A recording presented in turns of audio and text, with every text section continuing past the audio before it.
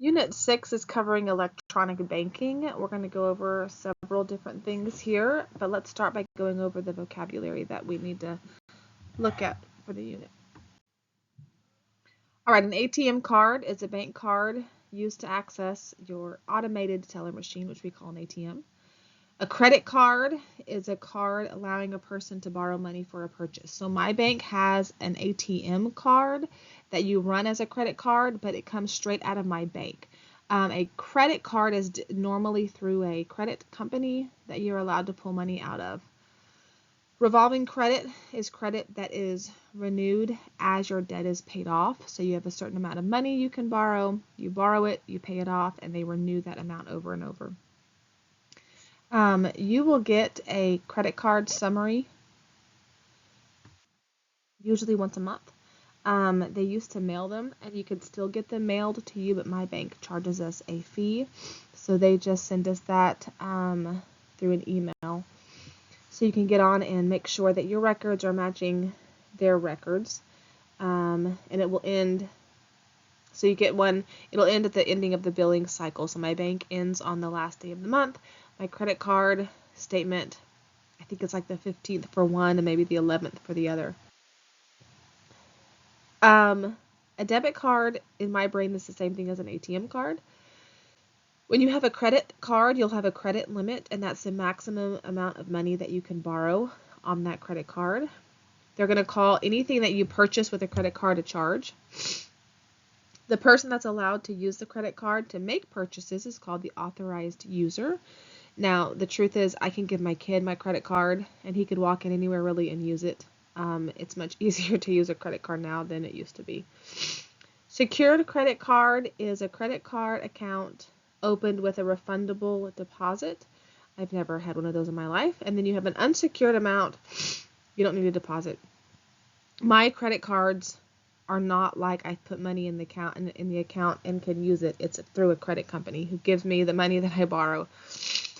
Fraud is when somebody uses your card for something that you did not allow them to do. Someone spends the money that they had no, what's the word I'm looking for? They were not told they could do it. A statement is that monthly thing that is sent to you that tells you your payments and your credits for the month. Your balance is how much money you have in the bank account or how much money you owe to the credit card company. Credit card accountability, responsibility, and disclosure card. It's called cards, capital C-A-R-D. Those are all capital because it's an abbreviation of sorts. This is a law that was put into place to protect people from unfair practices by credit card companies. Credit card companies now have laws they have to follow to not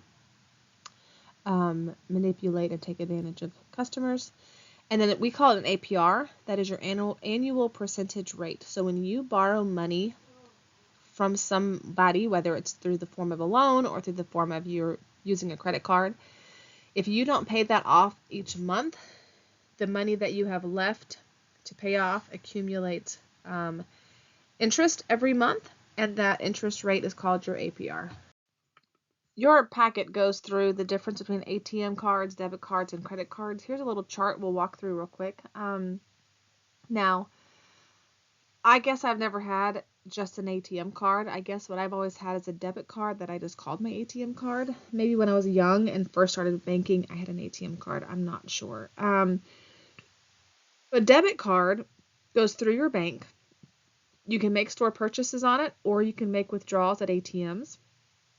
Certain banks will make you pay a fee if you use an ATM machine that is not through their bank. So if you go to the gas station, use their ATM, they used to charge me, I think it was $2.50 per usage if I went to a debit or to an ATM machine that wasn't through my bank.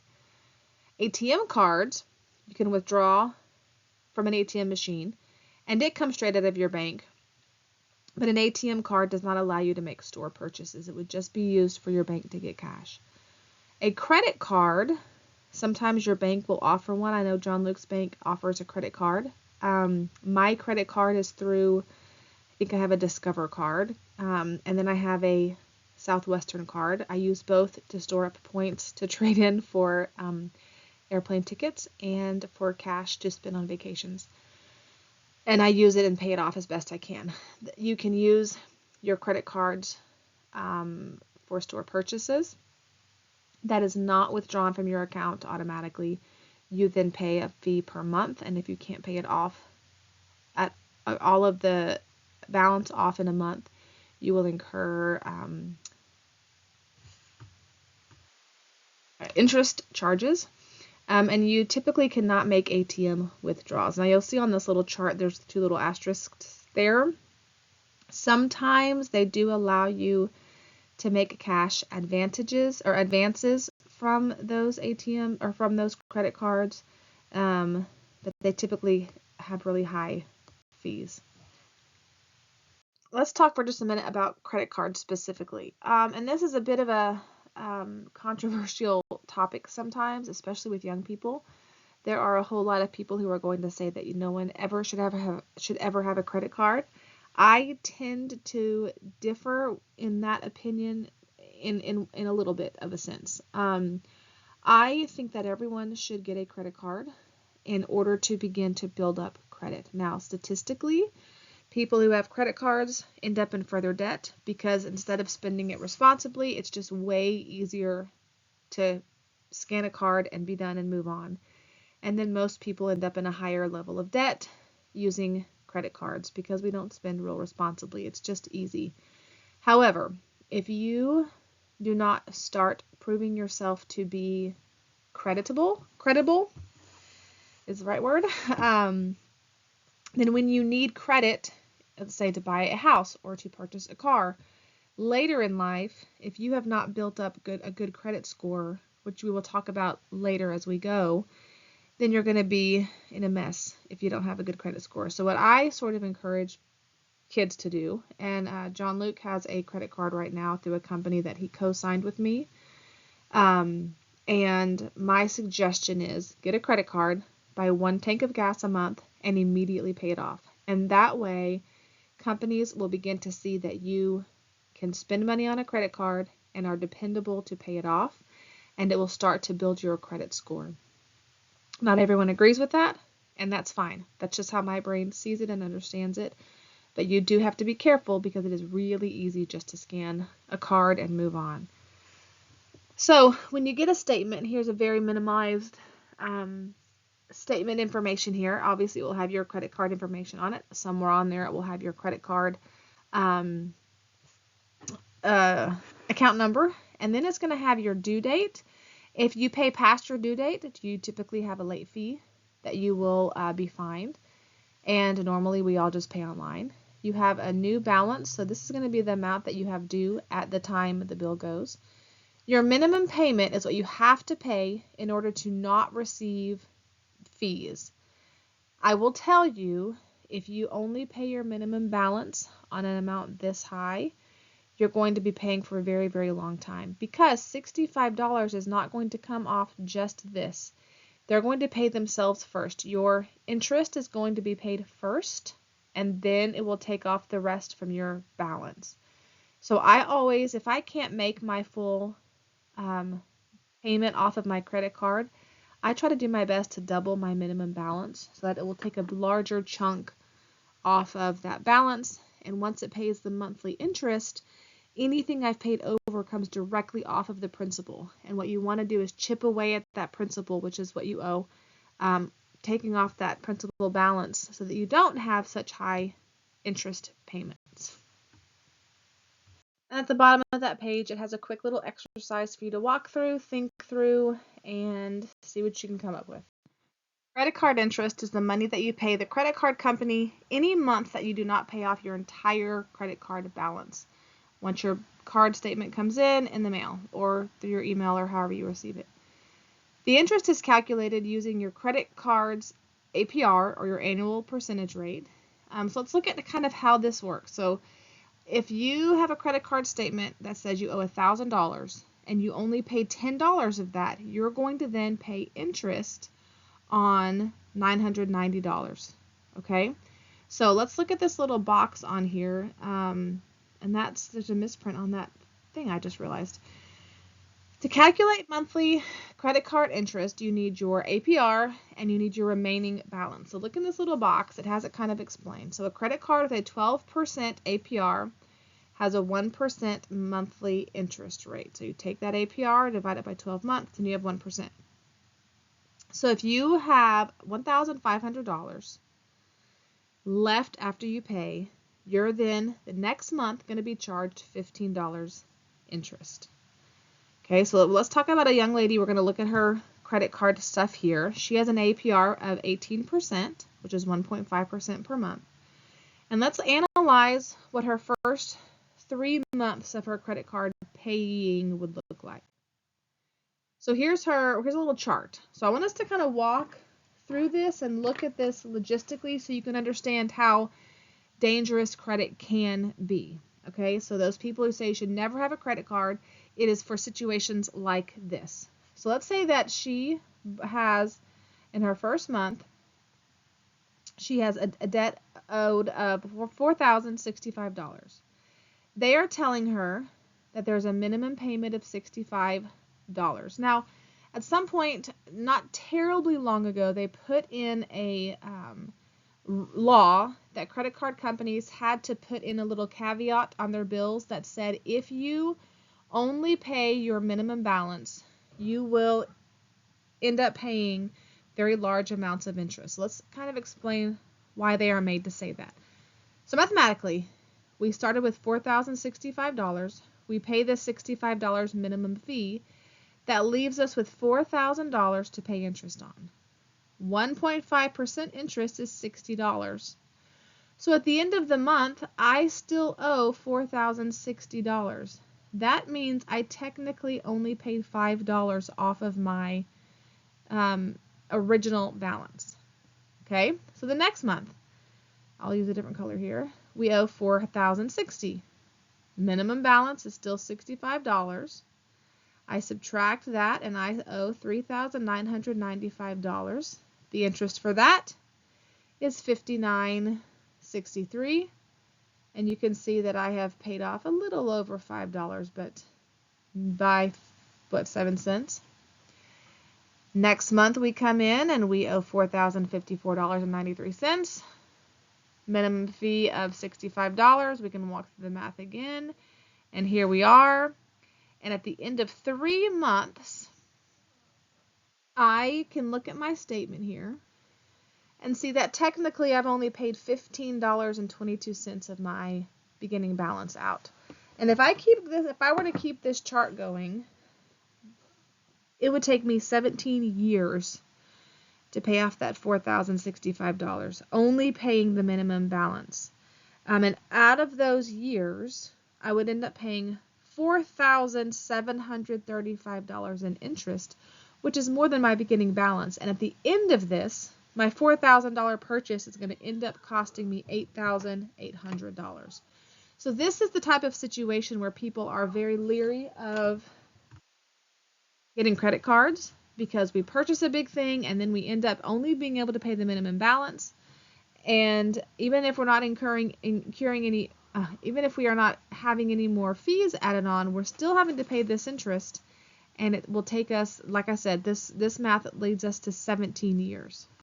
There is another quick little exercise on the bottom of that page, so just work through that. All right, to give us a little bit maybe clearer and more dramatic understanding of what this can kind of tangibly look like, let's look at this chart that we're going to work through, and you have this in your workbook there. Daily interest rates. So let's talk about this. This is for much larger unpaid credit card balances. So we have a $40,000 unpaid credit card balance, and this is telling us our APR is 24%, which is pretty high, but to be honest, unless you have really good credit, it's not really uncommon. Now, we can't work with a percent, so think way back to consumer math. Convert it to a decimal. Because it is a daily interest rate, we are going to divide by 365, because there's 365 days in a year. And then we're going to take that decimal, and it looks like a really small decimal, multiply it by our balance, And this means on this $40,000 unpaid credit card, I will owe $26.30 on interest daily on a $40,000 unpaid credit card, $40,000 unpaid credit card balance. 37,000, let's look at another one, and then you're going to finish this chart. I'll do this one with you. You can finish the chart. 37,000 at 18%, 0.18. So if I take 0.18, divide by 365, because it is the daily, I just hit multiply on my calculator. 365. I'm going to get 0.0049315. I'm going to multiply that by the principal of $37,000. And that means daily, I can add, we'll round this up because it's money, $18.25 a day in interest. So you finish out this chart for the daily interest, and then you can come back and watch the video for the next section. We're going to do the same thing for monthly interest rate, except that instead of dividing it by 365, we're going to divide by 12 because there's 12 months. So you can work through that chart.